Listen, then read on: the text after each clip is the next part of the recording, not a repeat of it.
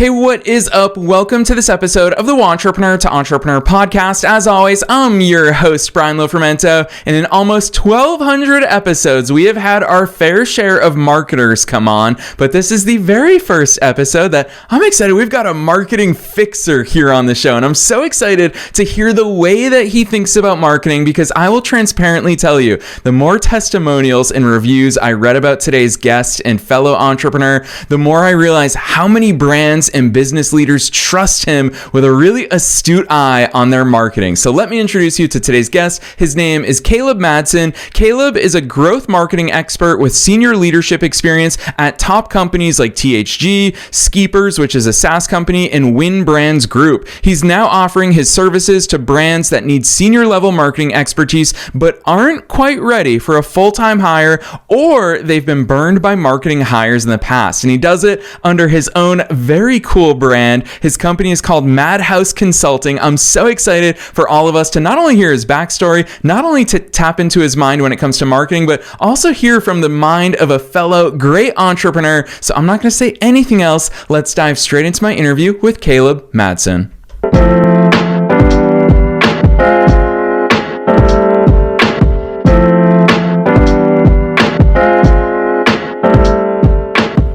All right, Caleb, I am so very excited that you're here with us today. First things first, welcome to the show. Oh, it's great to be here. Thanks for having me. Heck yes, there's so much good stuff that we're going to dive into today. But first things first, you've got to take us beyond the bio. Who's Caleb? How did you start doing all these cool things? Yeah, so for me, I got into marketing on accident. I went to school initially to become an airline pilot, and I was going to school and working at a little family startup that just randomly started blowing up with sales. Like when you looked back at the sales that they were doing a couple $1,000s a day, and then randomly within a week period blew up to doing like tens of thousands of dollars of sales a day. So I was working there just packing boxes in a warehouse, answering phone calls in a call center. And then they got really big really quickly. They didn't know what to do. And so they sold to a giant corporation in the UK called THG. And so I was there, and basically, long story short, worked my way from a call center rep to I got on the good side of the CMO, let's put it that way. And they promoted me within till I was managing a team of 10 people by the time I was about 21.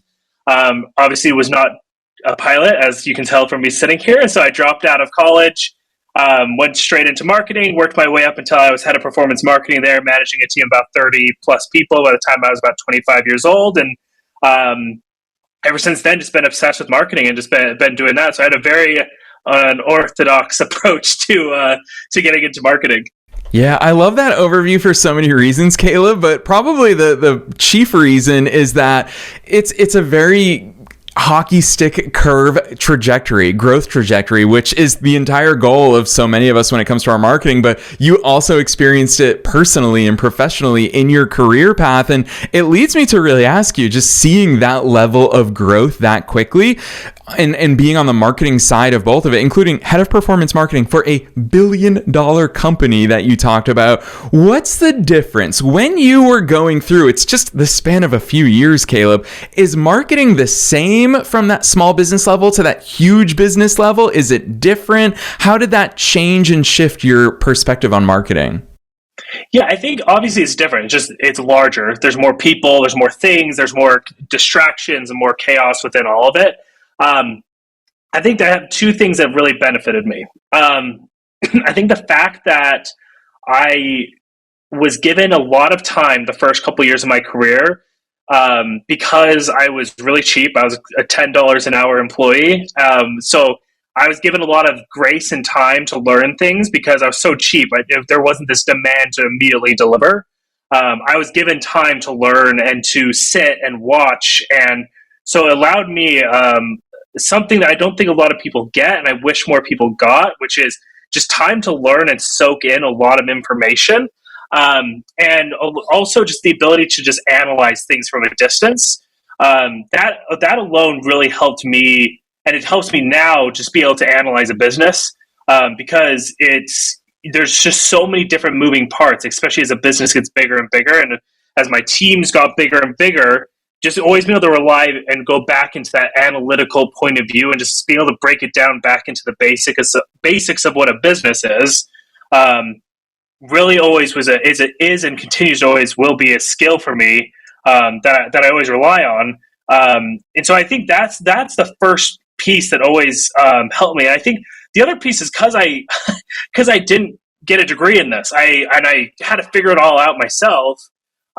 It's a skill in itself to just be able to get thrown into a situation and just have to figure it out. And I think that's another piece is just I have a lot of confidence in my ability to just find solutions, and I don't feel nervous or anxious about new challenges because I've been through enough just random situations of being thrown into ad accounts, never running an ad before, that I know that I can attack the next challenge. I can figure it out. Yeah, I love that, which speaks so much to your entrepreneurial success as well, which we're definitely going to talk about you, the entrepreneur, in today's conversation. But before we get there, I'll share with you one of my somewhat limiting beliefs as an entrepreneur of 17 years now and a solopreneur for many of those years, Caleb, is that I know that for a lot of us small business owners, really the goal of marketing is ROI, and in an ideal world, as quick as possible, that ROI comes through our door because we're looking to survive. Whereas when I look at enterprise level brands, what I really view as their marketing luxury, and you can correct me if I'm wrong, but a lot of enterprise level brands have the luxury of just brand awareness. For Coca-Cola, when they run an ad, they're not concerned about we need to sell, 1 million bottles of Coke in order for this TV spot to be ROI positive. They have the luxury of brand awareness over years or decades or a century in some cases. Is that true? How does that shape into your perspective on what marketing is? What's that function of marketing within our businesses? What's the timeline of marketing? I'd love to hear, because you come from such a unique vantage point there. Yeah, I think there's been ebbs and flows over the years that I've seen. I think there's been too much of a push from marketers, and a lot of this comes from just a demand for profitability recently, which obviously you need to be profitable, but this push for we need to be profitable now, and we need to see every dollar and what it delivers. And I think that short-sightedness is a reason why you see a lot of brands start to trickle out. And I think the larger you get, the more you can take gambles and the more you can take risks. So I agree that a lot of these bigger brands can throw millions of dollars at a TV placement with not a huge risk to them, and they can see some sort of ROI, but it's not as direct and it's not as needed as, say, a smaller brand is.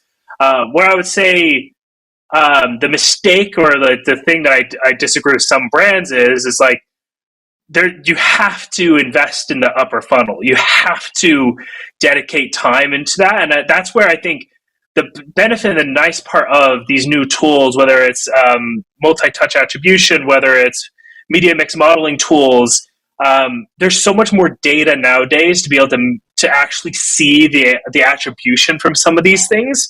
It's making it so much easier and approachable for some of these smaller brands to be able to do some of these things. These larger brands could take a gamble on, and they could get it right a handful of times, and then they could grow because of it.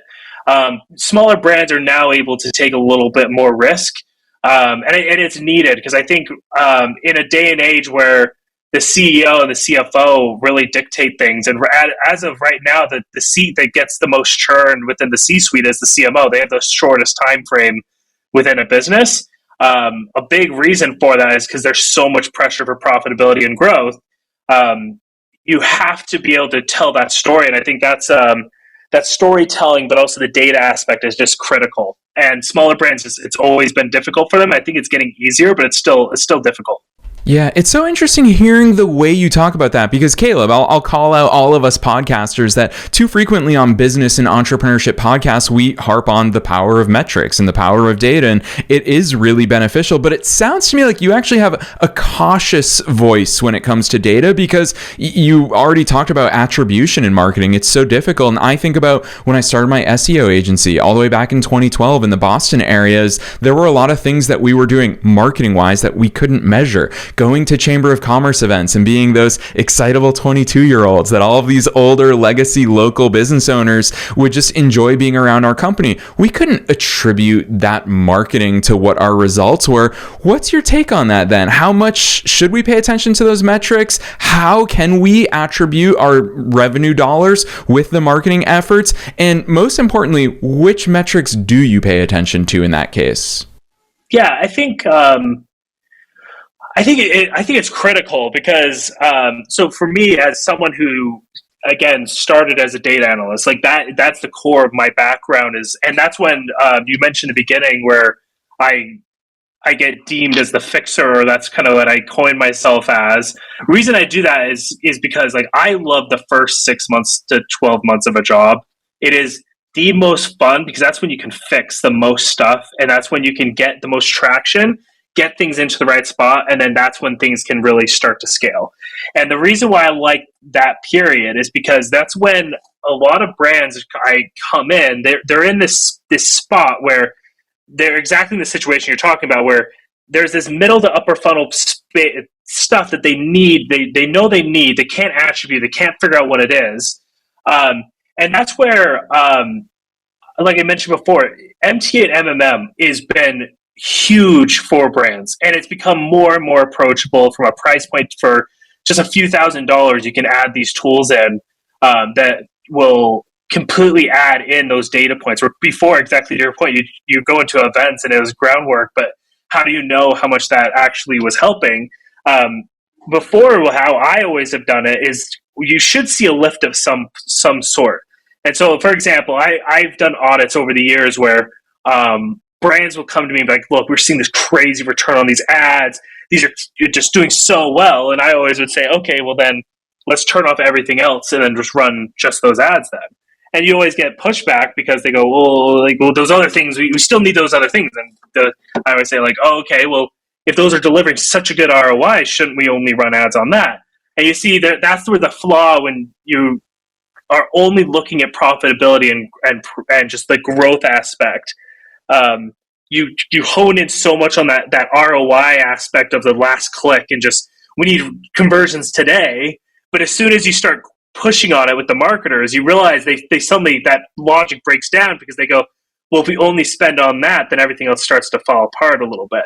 And so those tools help, but really it should be, the question I always ask people is like, why should I care?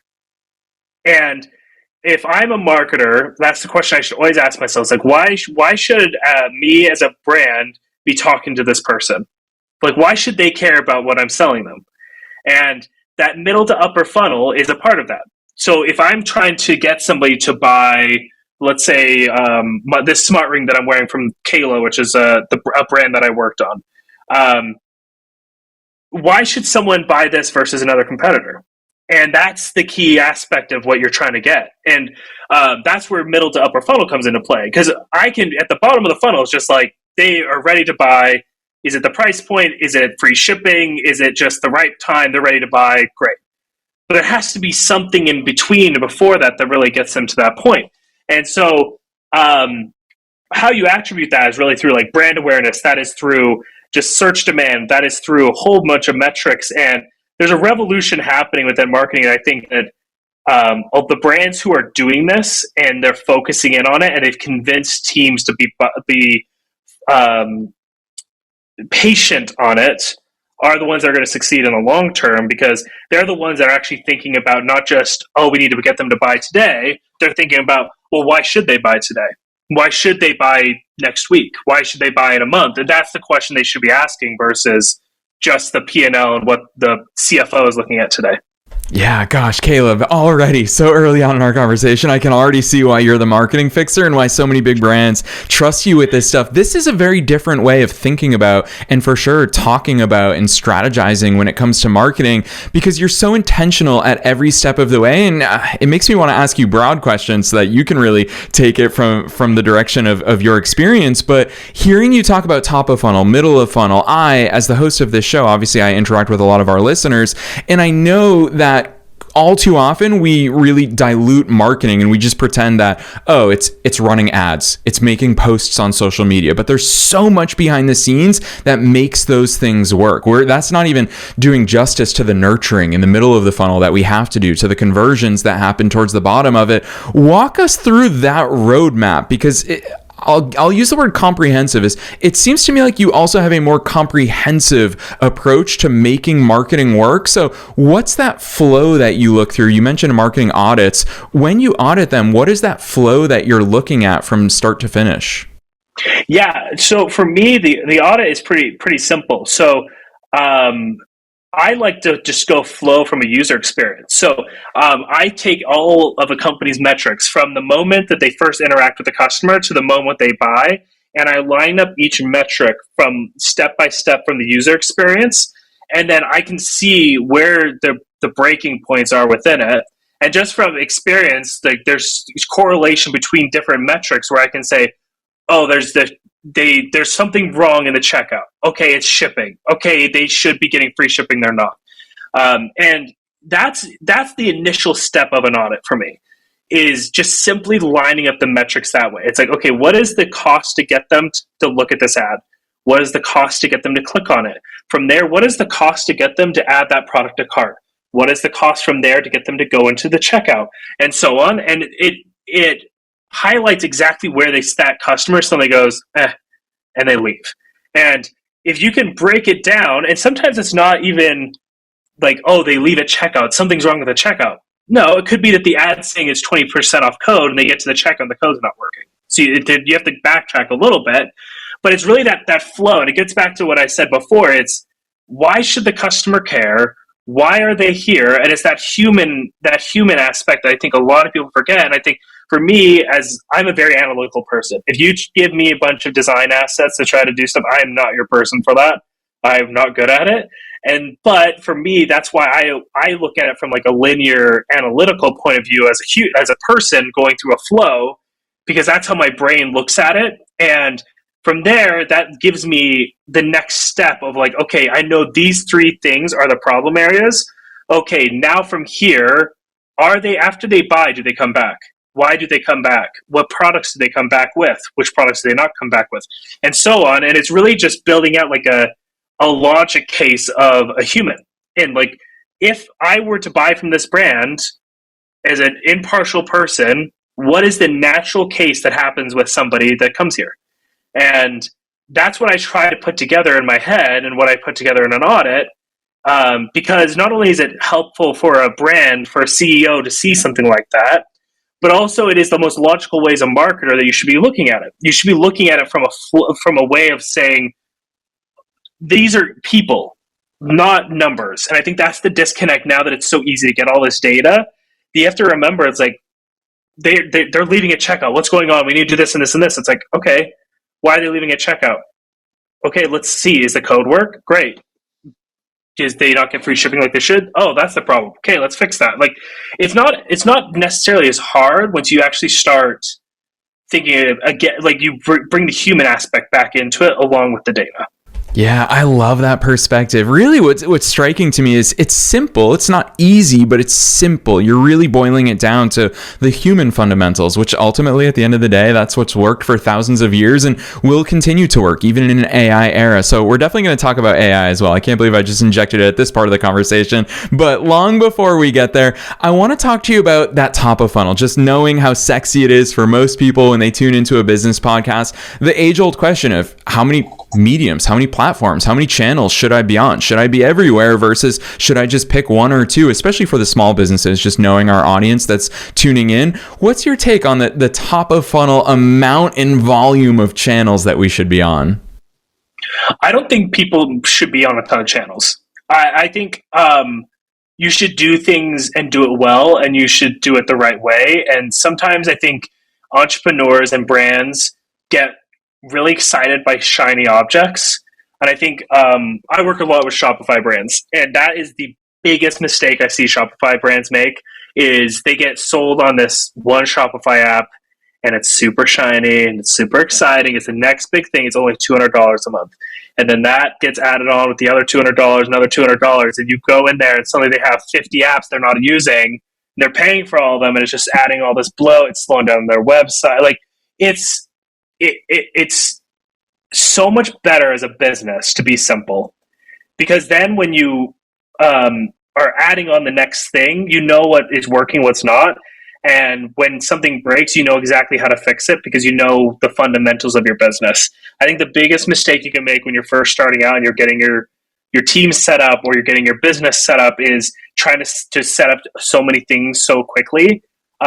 You're going to end up in a situation where you don't know what works and why. And that's a huge problem, because then let's say you're spending $10,000 across 10 different platforms. How do you know if you only need to spend? What if you only need to spend on 3 of those platforms instead of the 10?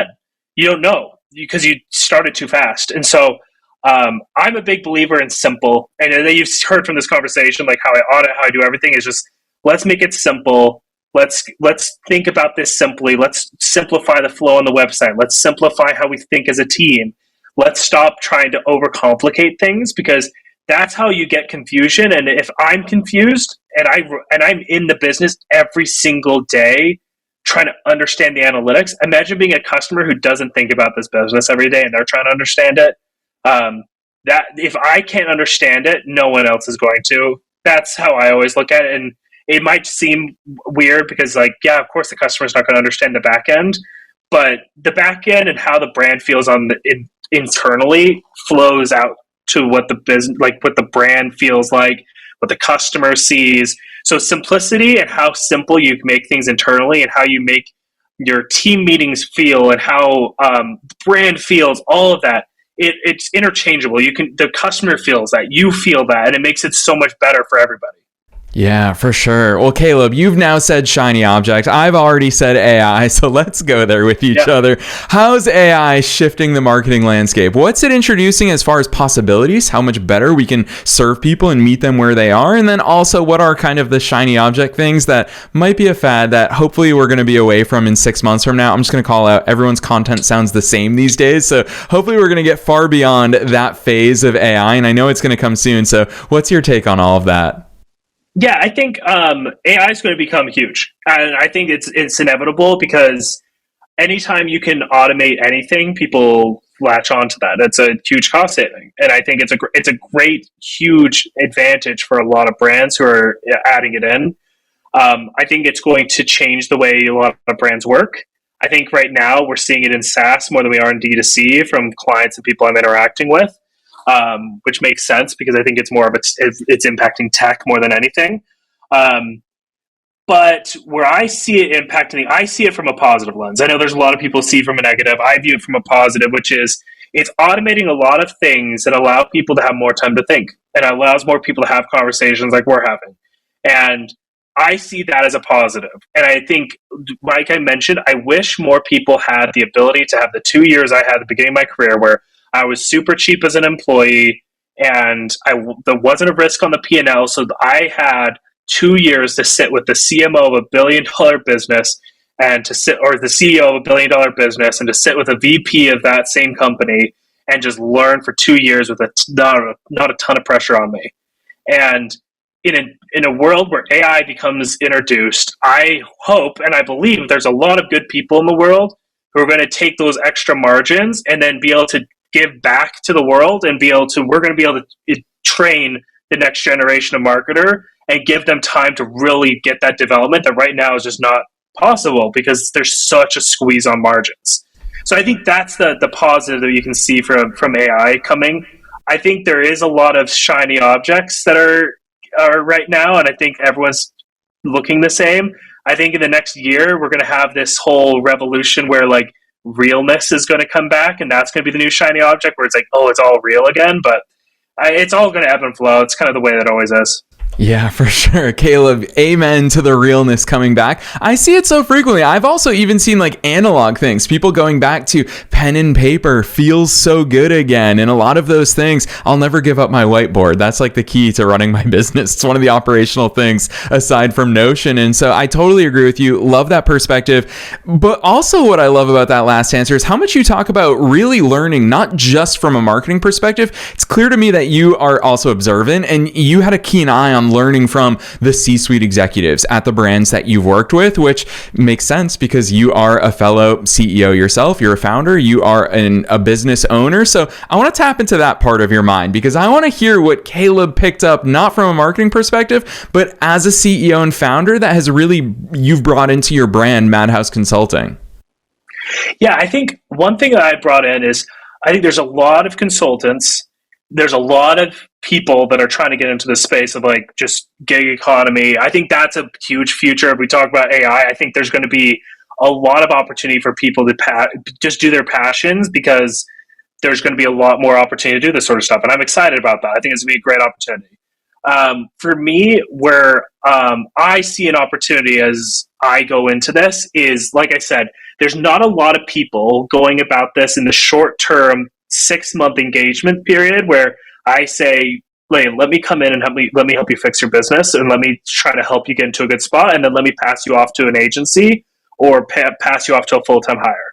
And the reason why I say that is there are a lot of agencies out there and there's a lot of ones that are not that great.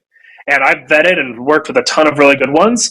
And so what I've done is I've worked with each of them and I've worked on setting up good referral deals with them.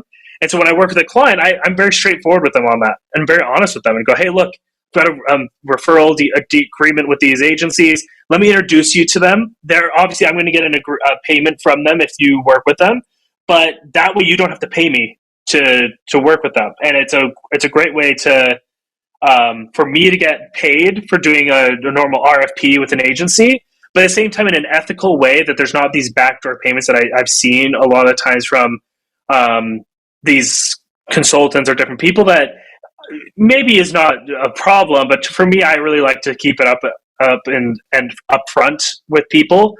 And for me, that's where I'm finding my sweet spot is between the agencies and between these brands. They refer me back and forth between the two because these agencies want to work with me because I help audit their clients who are struggling. And then vice versa, the agencies come to me and go, hey, I've got a client who's really struggling. Do you mind? They kind of want to talk to you and see if you would work with them. And it's a really good engagement between the brand side and the agencies where I am very honest with both of them and we help each other out.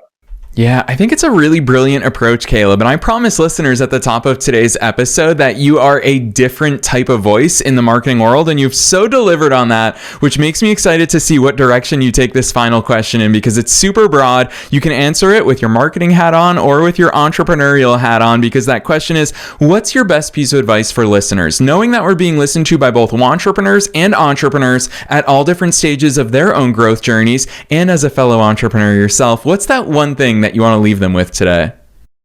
Yeah, I think for me, I'll give the advice that I got when I first was starting out with my career, and it's something that stuck with me.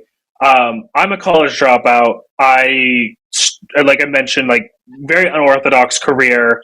And part of the reason why I've kind of taken these leaps and why I'm doing this is I got this advice when I was 21 years old from that same mentor of mine who's a CEO of THG at the time at the division I was in. And the advice was, it doesn't matter what you make in your 20s, but what you learn. And for me, I'm still in my 20s. I'm 28 years old. And part of that's because I dropped out. I started working a lot younger than a lot of people. But I have taken that to heart. And I've not tried to chase money. I have not tried to chase any of that sort of stuff, and it seems to always come anyway. And it's because I'm trying to focus on doing things the way that I'm learning the most possible and doing it the right way. And and money follows. And that's the advice I give to anyone that's on the younger side listening, or anyone who's just really wanting to take the leap, is just do it the right way. Don't focus on chasing money. it will come when it comes, and just be patient and do it the right way, and people will notice, and it'll work out. Yes, so well said. It's not the easiest advice to follow. I will inject that into today's episode. It's not the easiest advice to hear, but holy cow, you and I, Caleb, in both of our own entrepreneurial journeys, we've had to embrace that, because that's the thing about that advice, is whether we want it or not, we're going to have to find it out the hard way. So hopefully for at least one of you listeners out there, Caleb's advice really just prompts you to settle in, be patient, as not easy as that may be from time to time, and really focus on that learning. You've seen, I think that, Caleb, today, the way that you showed up in this conversation, it really exemplifies how much you embrace that advice from your early mentor. And I think that's so powerful, because you've brought all of your learnings to the table, and it's what makes you such a valuable asset for all the companies that you work with. So I'm really hyped and really appreciative of all of that. I'm also really excited for listeners to check out your work and your business and your website, because I think it's brilliant the way that you lay things out. I love that term of you being a marketing fixer and helping people get from chaos to clarity. So for listeners who do want to check out your work, Caleb, drop those links on us. Where should listeners go from here? Yeah, go to my website. It's madhouseconsulting.co. I do not have .com, because that domain was ridiculously expensive. So it's .co. Check it out. There's a form that you can fill out. And like I said, from there, like, I love helping people. So I've been helping people for free, just doing phone calls and helping people. So feel free to reach out, even if it's just to ask questions. Yes, I'm so appreciative of that. Listeners, you already know the drill. We're making it as easy as possible for you to find that .co link, not .com link, .co link down below in the show notes, no matter where it is that you're tuning into today's episode. Super easy to remember, madhouseconsulting.co, but you can click right on through, so don't be shy. And Caleb's not kidding. The contact form is right there when you get on his website, so it is super easy to get a hold of him. And you heard in today's conversation how much he genuinely loves this stuff. I'm pretty sure we could have done a 6-hour-long episode, so don't be shy. Otherwise, Caleb, on behalf of myself and all the listeners worldwide, thanks so much for coming on the show today. Oh, thanks for having me. This has been fun.